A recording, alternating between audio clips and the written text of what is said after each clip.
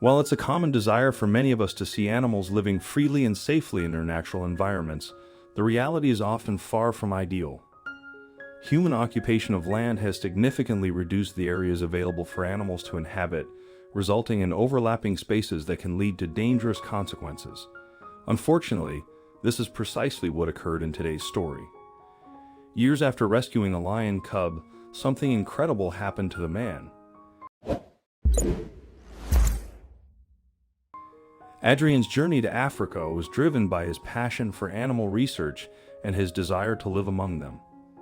While many research centers, sanctuaries, and wildlife parks strive to create natural environments for their animals through spacious enclosures and habitats, these facilities also prioritize the safety of both the animals and humans. However, there still exist areas where wild animals roam freely even today. It can be incredible to see, but it does have its dangers. There are many farmers who occupy the same areas. These farmers have livestock, that is their livelihood. These animals are expensive, and farmers try to care for them the best that they can. Often wild predators like lions don't mix well with farms. Lions naturally hunt for deer or other game, but livestock is an easy prey, and since they are in their environment, why not hunt for them, is a big problem.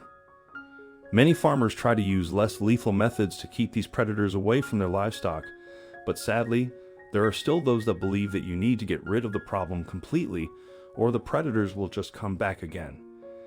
They destroy these beautiful creatures just because they follow their natural instincts. While in Africa, Adrian worked with a lion and cheetah sanctuary that tried its best to educate farmers on other ways to relocate these animals. They asked the farmers to capture the predators instead of hurting them, so that the rescue team could come and take them away to relocate them. It was just the start of the relationship between the sanctuary and many farmers, and sadly, it took a long time to build trust. In the start, that meant that they lost some animals because the farmers just didn't believe that they would solve the problem.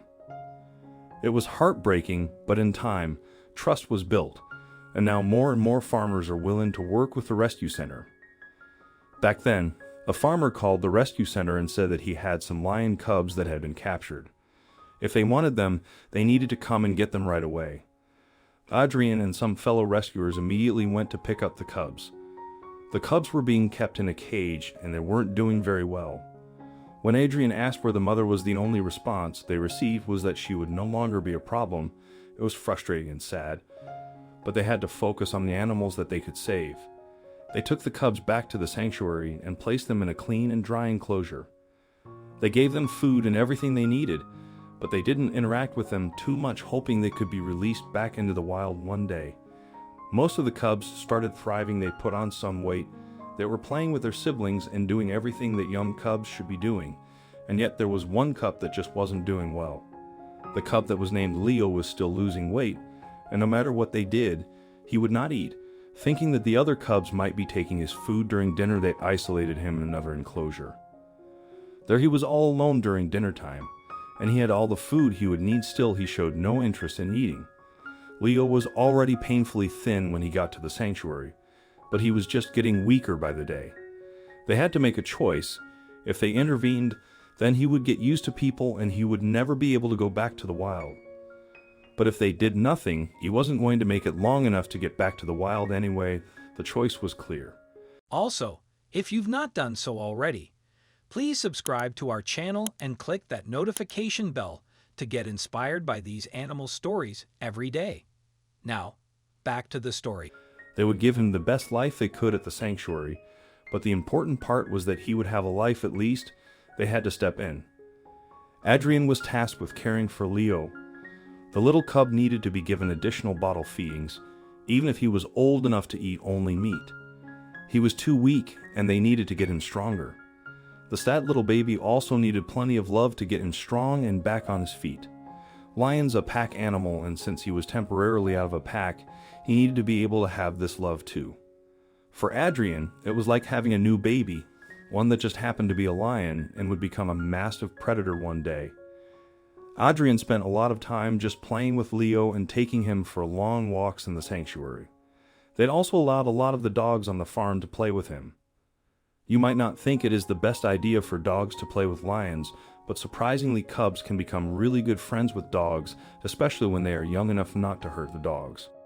It's almost like having a canine nanny to look after young lions and make them feel safe. Slowly, Leo started to improve. He wasn't as shy, and he even got excited when he saw Adrian. He was starting to pounce when playing and showing more signs of becoming a real lion, plus, he was growing rapidly. He couldn't be housed in Adrian's little home anymore. He needed a lot more space and to, once again, join a pride. There was a group of lions at the sanctuary that would not be able to return to the wild for various reasons. Slowly, they started to introduce Leo to this pride. First, they set him up in an enclosure next to theirs. The fence was connected, and they could interact, see, and smell each other all without Leo being in any danger.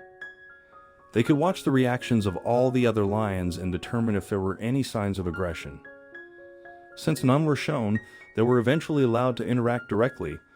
Leo quickly made friends, and they were even able to allow him to stay with the pride overnight. It was bittersweet to Adrian, who missed having his company constantly, but he was also happy to see him become part of a family of lions. Besides, they still had plenty of interaction. Adrian would feed the pride daily and care for them. This group was all used to human interaction, and they would even go for walks in designated areas in the sanctuary. It was incredibly special. Leo's siblings were also growing, and they were eventually ready to be released into a game park where they would all have the freedom of the wild. They were thriving. All the cubs rescued that day had their own version of a happy ending, but sadly, Adrian's time in Africa was coming to an end. He was there on a work visa and it was expiring. The program he was working on also had a limited amount of time, and he was finishing it up. It was time to go home. He packed his bags and got ready for the flight home. Then it was time to go and say goodbye to his friends, and his best friend Leo was counted among them. Adrian took Leo for a nice long walk and then took him back to the enclosure. He gave the lion some scratches and then put him back into his enclosure, with tears streaming down his face. Adrian watched the lion go back to play with his friends. Leo didn't know that it would be a long time before he would see his favorite human again. Following his return from Africa, Adrian secured a job at a zoo where he could apply the knowledge he gained while working with big cats and ensure they received the best possible care.